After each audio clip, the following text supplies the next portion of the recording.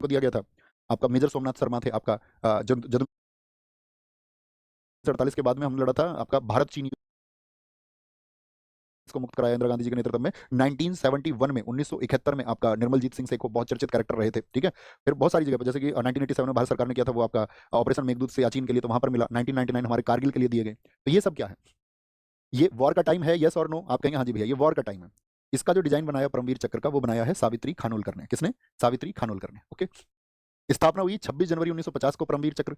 26 जनवरी 1950 को इसको परमवीर चक्र के नाम से दिया जाने लगा, और उससे पहले परमवीर चक्र को विक्टोरिया क्रॉस के समतुल्य माना जाता था। क्या बोलेंगे आप? एक बात हमें बताइए कि जो ये लोगों ने जान दी, तो ये जान किसके लिए दी थी इन लोगों ने? किसके लिए इन्होंने जान कुर्बान कर दी थी? आंसर करें जरा फटाफट से। इस कंट्री के लिए, इस देश के लिए।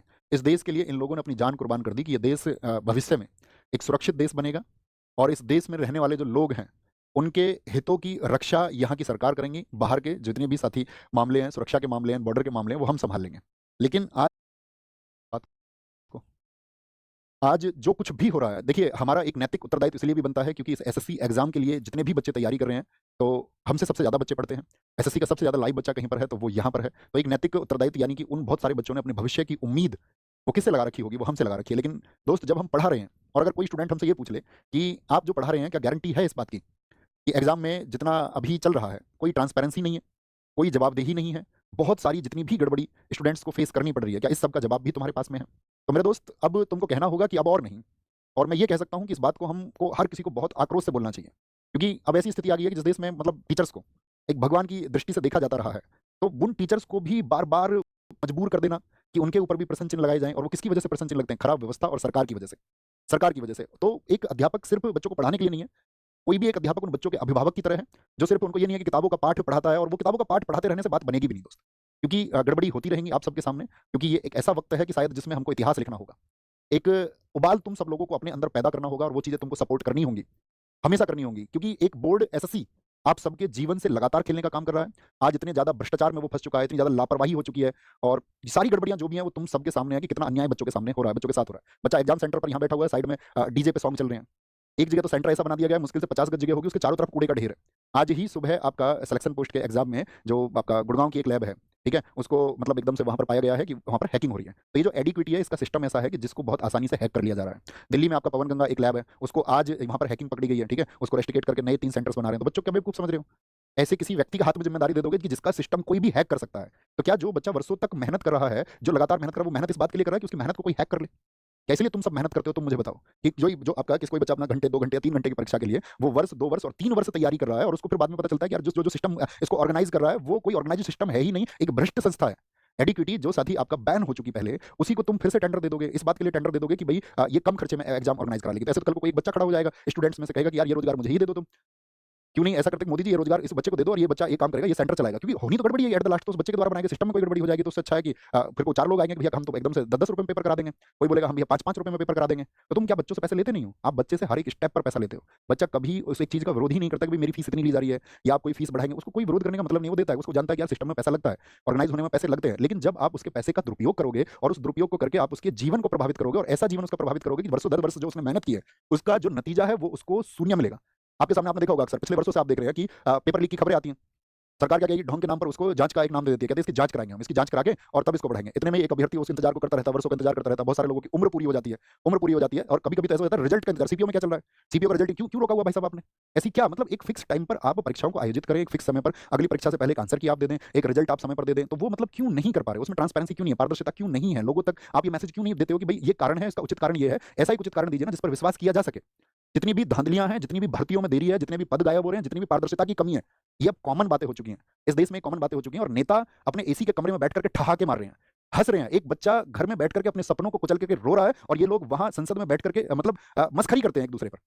एक दूसरे पर ये लोग मतलब कटाक्ष करके वहां हंसते हैं। बच्चे किसी को टैग कर देंगे ट्विटर पर, तो तब नेताओं को पता चलता है कि इस देश में चल क्या रहा है, कि मुझे इस बच्चों के पक्ष में सदन में बोलना है नहीं बोलना। कभी कभार बहुत बच्चे ट्वीट कर देंगे किसी को टैग कर करके, तो नेताओं को सुध आ जाती है कि हाँ ठीक है, ये सही मुद्दा है, इस पर बहुत सारे बच्चों का जन आक्रोश है, और इस पे बच्चे आक्रोशित है, तो इस पक्ष में मुझे बोलना चाहिए।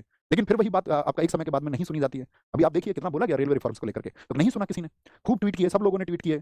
तो हम सिर्फ एक सवाल पूछना चाहते हैं कि क्या ये मतलब ऐसे न्यू इंडिया को हम चाहते थे? क्या ये सही में न्यू इंडिया है, जहां ऐसी स्थिति आ गई है कि छात्र वर्ग इस देश में सड़कों पर बैठने के लिए सोच रहा है, जहां पर छात्र हर पल ये सोच रहा है कि मेरा भविष्य सुनिश्चित होगा भी या नहीं भी होगा?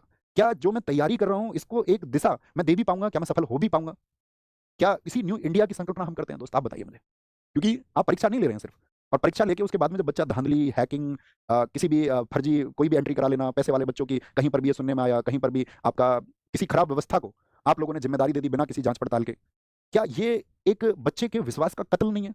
जो विश्वास वो इस देश के प्रति रखता है, इस देश के उन सर्वे सर्वाओं के प्रति रखता है कि हाँ, वो लोग हमारे लिए कुछ सोचेंगे। क्योंकि हम इस देश के बच्चे, हम सुनते आए कि जिस ओर जवानी चलती है, उस ओर जमाना चलता है। लेकिन ये भारत क्यों नहीं चल रहा है उस जवानी के लिए?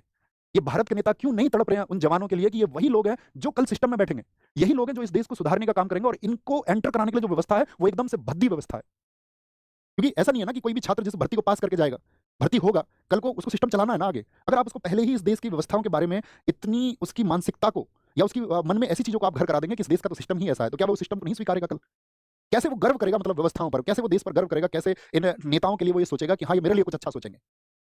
बच्चे को पढ़ाने के लिए उसके माँ-बाप बहुत जगह पर मजदूरी कर रहे हैं, और बहुत जगह पर लोग अपनी ज़मीनों को बेच रहे हैं, अपने खेतों को बेच रहे हैं कि हाँ, कल मेरा बच्चा कुछ अच्छा कर जाएगा और चीज़ें एकदम से सही पटरी पर आ जाएँगी। कोई पूरी रात को बच्चा जागकर इस बात के लिए पढ़ रहा है कि कल एक दिन एक सवेरा आएगा और उस सवेरे के होने के बाद में वो संघर्ष थोड़ा-सा विराम ले लेगा। वो संघर्ष थोड़ा-सा थम जाएगा। लेकिन जब उसके पास ये खबरें पहुँचती हैं तो उसका विश्वास टूटता है। उसका रातों को जाग कर के जो मेहनत करना था, वो एकदम से खत्म हो जाता है और वह इस सिस्टम के सामने हार मान लेता है। मेरे दोस्त, ये हार मानने का वक़्त नहीं है। खुद से वादा करना कि अब क्रांति होगी और अब आंदोलन होगा, और इस देश के हर घर से आवाज़ उठेगी, और इस बात के लिए आवाज़ उठेगी कि हमारे साथ अब इनजस्टिस और नहीं हो सकता। हमारे साथ अब अन्याय और नहीं हो सकता है। और बस मैं तुमसे इतनी बात कह सकता हूँ कि तुम डरना मत, झुकना मत, और क्योंकि अगर हम डर गए ना दोस्त, और अगर हम झुक गए, तो इस देश की जो टेढ़ी रीढ़ जिस किसी ने भी की है, उसे हम कभी सीधी नहीं कर पाएँगे। और ये छात्र वर्ग है, ये जवान वर्ग है, जो इस देश की नेताओं के द्वारा जो, या सिस्टम के द्वारा, या खराब अधिकारियों के द्वारा, भ्रष्ट अधिकारियों के द्वारा जो टेढ़ी रीढ़ की जा रही है, उसको हम सीधा करेंगे और मिलके करेंगे। मैं व्यक्तिगत तौर पे कहूँ कि मेरा जीवन तुम सबकी वजह से है। अगर अपना जीवन भी कुर्बान करना पड़ेगा इस व्यवस्था में बदलाव करने के लिए, तो हम कर देंगे, और बेझिझक कर देंगे। बिना किसी संकोच के, बिना डरे, बिना झुके कर देंगे। तो ये एक मूवमेंट होगा, हम आपको बता चुके हैं। 31st को टीचर्स की मीटिंग होगी आपस में। सब टीचर्स आपस में डिसाइड करेंगे कि कैसे एक परफेक्ट वे पर चलना है, ताकि आपकी चीज़ों में जो आवश्यक सुधार होने चाहिए, वो कैसे किए जाएँगे। और अगर उन सब चीज़ों को कंसीडर नहीं किया जाता है, तो ये सिर्फ़ एक प्रोटेस्ट नहीं, ये भविष्य बचाने का आंदोलन होगा। इस प्रशासन को जगाने का आंदोलन होगा, और उस हर एक युवा आवाज़ को संगठित होना होगा, जो इस खराब सिस्टम के खिलाफ में लड़ना चाहती है। जो ये चाहती है कि लड़ाई हो। क्योंकि बहुत कॉमन सी चीज़ है ना, सब जानते हैं क्या होना चाहिए।